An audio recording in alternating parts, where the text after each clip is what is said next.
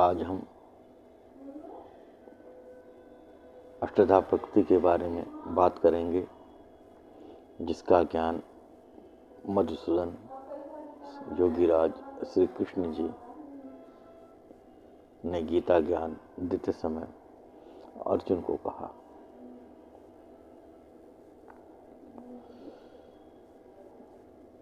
योगेश्वर श्री कृष्ण जी श्रीमद् भगवद गीता में अर्जुन से कहते हैं, हे पार्थ, यह सृष्टि मेरी 8 अपरा प्रकृति से व्याप्त है।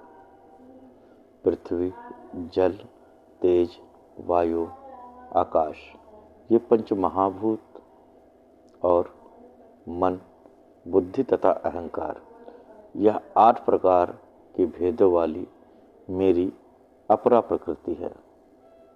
हे अर्जुन, इस अपरा प्रकृति से भिन्न मेरी जीव रूपा परा प्रकृति को जान, जिसके द्वारा यह जगत धारण किया जाता है।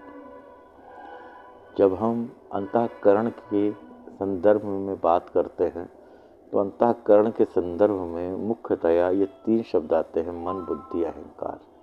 लेकिन कहीं कहीं हमने पढ़ा होगा मन, बुद्धि, चित्त और अहंकार। तो ये जो चित्त है, ये अंतःकरण के किस भाग में आता है? वास्तव में चित्त होता क्या है? चित्त का मतलब ही चेतना है।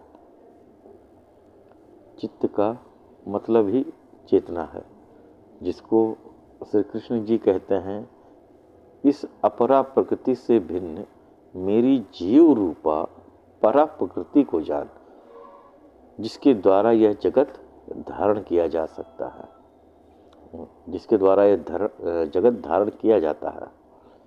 तो कृष्ण जी बड़ा स्पष्ट बताते हैं भगवद गीता में, पृथ्वी, जल, अग्नि, वायु और आकाश तथा मन, बुद्धि और अहंकार, यह 8 प्रकार से विभक्त हुई जो प्रकृति है, ये अपरा प्रकृति है।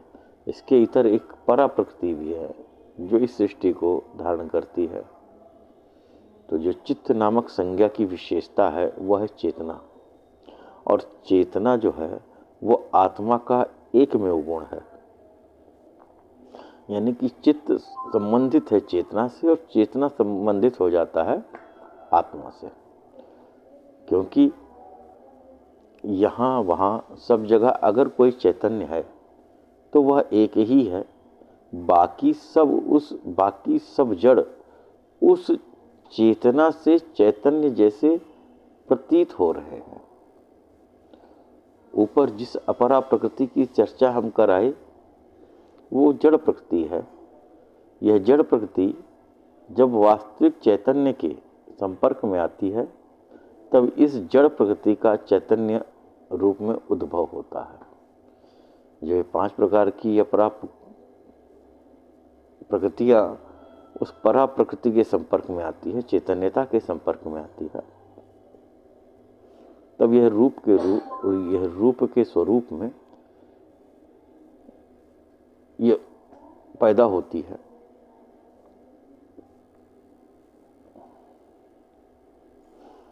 यहाँ यह जानना आवश्यक है कि चित्त किस तरीके से काम करता है। चेतना का कार्य क्षेत्र चित्त की संज्ञा से जाना जाता है। चित्त की चेतना के 4 खंड होते हैं। पहला खंड विज्ञान, दूसरा खंड संज्ञा, तीसरा खंड वेदना, चौथा खंड संस्कार। चित्त की 4 खंड हैं। चेतना के 3 प्रकार है, लेकिन चेतना का जो 4 कार्य क्षेत्र है चित्त वाला, अब उसके कार्य क्षेत्र क्या है वो समझिए। क्योंकि चेतना का मतलब ही यही है कि स्वयं को और आप आसपास के परिवेश को समझना, उनको जानना, उनके प्रति जागरूक रहना। लेकिन जो चेतना जब कार्य करती है तब इसको चित्त की संज्ञा दी जाती है। चेतना के कार्य करने की शैली को ही, कार्य करने के पड़ाव को ही चित्त कहा जाता है। और चित्त के 4 खंड होते हैं। पहला खंड विज्ञान, जिससे तात्पर्य है कि यह अपने आप के होने को दर्शाता है। अथवा किसी के होने को स्वीकार करता है। इसी विज्ञान से कान सुनता और मुंह बोलता है। दूसरा खंड है संज्ञा। ये पहचानने का काम कर सकता है और मूल्यांकन का काम करता है। तीसरा खंड है वेदना। संवेदनशील होने का काम करता है। चौथा खंड है संस्कार। यह प्रतिक्रिया देने का काम करता है। चैतन्यता और संवेदनशीलता एक दूसरे की पूरक हैं। अगर संवेदनशील है तो अवश्य ही चैतन्य है, और अगर चैतन्य है तो संवेदनशील भी अवश्य होगा। अब जो दो खंड शेष हैं, संज्ञा और संस्कार, इस चेतना में बीज रूप में संस्कार छुपे हुए हैं, जो कि त्रिगुणों के अनुसार हैं। ये जो संस्कार हैं हमारे, ये त्रिगुणों के अनुसार हैं, जिसके बारे में हम पढ़ाए हैं हमारे 4 केंद्र मस्तिष्क के प्रथम भाग के। और कुछ संस्कार धर्म, परिवार और समाज द्वारा बोए जाते हैं। पूरा जीवन इन्हीं संस्कारों का खेल है। अब ये कार्य कैसे करती है? 6 इंद्रियां, आँख, नाक, कान, जीभ, त्वचा और मन। हालांकि इंद्रियां 5 हैं, मैं छठवां इसमें मन भी जोड़ लेता हूं, जो कि तीनों केंद्रों का युग्म है, जिसको हम कहते हैं मनस केंद्र। तो हम इनको 6 केंद्र मान के चलते हैं। 5 ज्ञानेंद्रियां और एक छठवां मन। आँख, कान, जबकि मैं कहूँगा कि मन के 5 अलग अलग रूप हैं। आँख का मन अलग है, नाक का मन अलग है, कान का मन अलग है, जीभ का मन अलग है, त्वचा का मन अलग है, और इन सब का एक मिला जुला कर के एक मन अलग है। जैसे कि कुछ अच्छा देखने का मन हुआ तो ये आँख का मन है, कुछ अच्छा खाने का मन हुआ तो ये ज़बान का मन है, स्वाद का मन है, कुछ अच्छा सुनने की इच्छा हुई तो ये कान का मन है, किसी अच्छी चीज़ को, शीतलता को, गर्माहट को स्पर्श करने की इच्छा हुई तो ये त्वचा का स्पर्श का मन है। इस प्रकार से ये 5 ज्ञानेंद्रियों के अलग अलग मन हैं। और ये जो ज्ञानेंद्रियां और छठवां अपने आप में वह मनस केंद्र, पर ये 4 खंड किस तरीके, चित्त के 4 खंड किस तरीके से काम करते हैं? आँख पर कोई रूप आया, नाक पर कोई गंध आई, कान पर कोई शब्द आया, जीभ पर कोई रस आया, त्वचा पर कोई स्पर्श आया, पदार्थ आया, और मन पर कोई चिंतन आया अथवा विचार आया, तो सबसे पहले उस खंड का विज्ञान जागता है। चित्त का पहला खंड विज्ञान। तो सबसे पहले चित्त का पहला खंड यानी कि विज्ञान जागता है, और विज्ञान का खंड उसके होने को प्रमाणित करता है कि वास्तव में ये घटना घटित हो रही है अथवा नहीं, हो क्या रहा है। ये चित्त का पहला खंड सक्रिय होता है। उदाहरण के लिए, कान पर कोई शब्द आया तो चित्त का पहला खंड विज्ञान सक्रिय होता है। तो पहला, कान पर कोई शब्द आया तो जैसे ही शब्द आएगा पहला खंड विज्ञान सक्रिय हो जाएगा। कान पर शब्द का विज्ञान पूरी तरीके से जागा। पूरा शरीर एक प्रकार की न्यूट्रल तरंगों से तरंगित होने लगता है। इतने में चित्त का दूसरा खंड संज्ञा पहचानने का काम शुरू करता है। शब्द आया है, ये कौन सा शब्द आया है, इसकी पहचान करता है और उसका मूल्यांकन भी कर देता है कि प्रशंसा है या गाली है, अच्छा है अथवा बुरा है। इससे ज़्यादा नहीं करेगा, बस अच्छा और बुरा, इसका मूल्यांकन जो होगा अच्छा और बुरा में ही होगा। बाकी वो क्या कह रहा है उससे कोई मतलब नहीं। इतने में ही चेतना का तीसरा खंड सक्रिय होगा, संवेदना का। जैसे ही शब्द का मूल्यांकन हुआ कि गाली का शब्द है, वो जो पूरे शरीर में न्यूट्रल तरंगें संवेदना थी वह दुखद संवेदनाओं में परिवर्तित हो जाएंगी।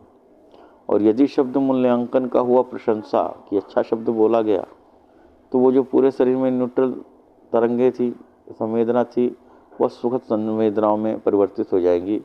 यहाँ तक तो सब ठीक है, लेकिन जो मनस का चौथा खंड है संस्कार, ये प्रतिक्रिया देने का काम करता है।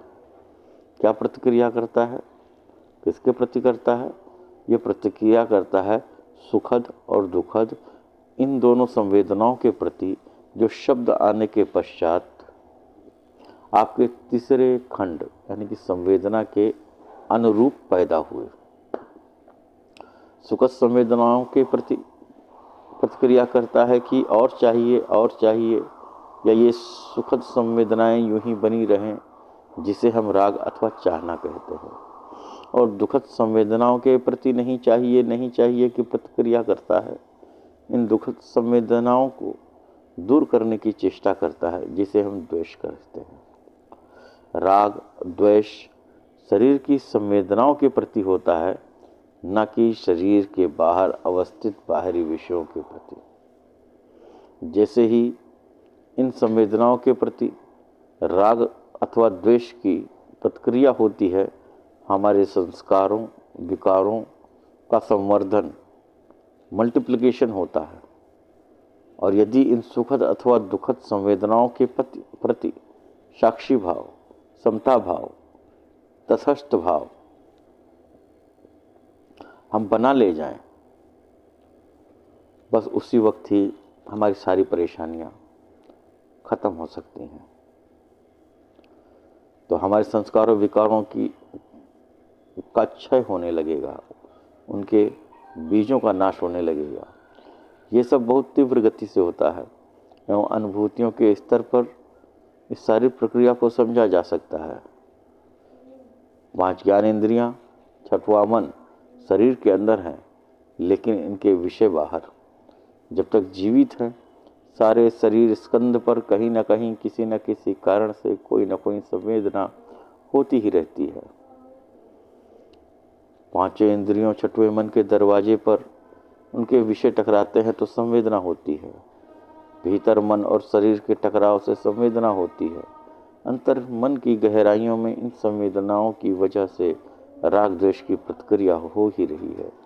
अगर शरीर की इन संवेदनाओं के प्रति राग द्वेष की प्रतिक्रिया न की जाए तो हमारे चित्त के संचित संस्कारों का क्षय होना शुरू हो जाता है, और एक समय ऐसा आता है कि चित्त के विकारों से नितांत विमुक्त हुआ जा सकता है।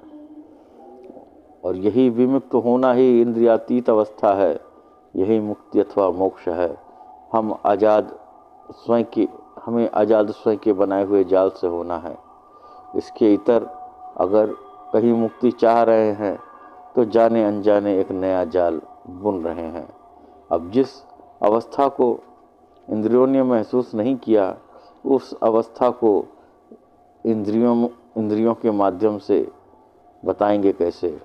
और बताने का प्रयास भी करें तो सामने जिसको बता रहे हो वो भी इंद्रिया है, वो इनको समझेंगी कैसे? अब शब्द आता है नेति नेति। ये भी नहीं है, उजाला नहीं है, अंधकार नहीं है, निर्वात नहीं है। तो चेतना, चित्त और आत्मा। चित्त कार्य प्रणाली है चेतना का, और चेतना आत्मा का गुण है। इस प्रकार से यह जो है अपरा प्रकृति है, परा प्रकृति है, जिसके आधार पर अपरा प्रकृति कार्य करती है। चित्त के अथवा चेतना के कार्य करने के इस 4 खंडों के बारे में हम जितना सजग होते जाएंगे, अपने अंतःकरण पर हम उतने समभाव से निर्णय ले सकेंगे। अपने अंतःकरण के साथ हम उतने ही समता के साथ व्यवहार कर सकेंगे। बस आज के लिए इतना ही। धन्यवाद।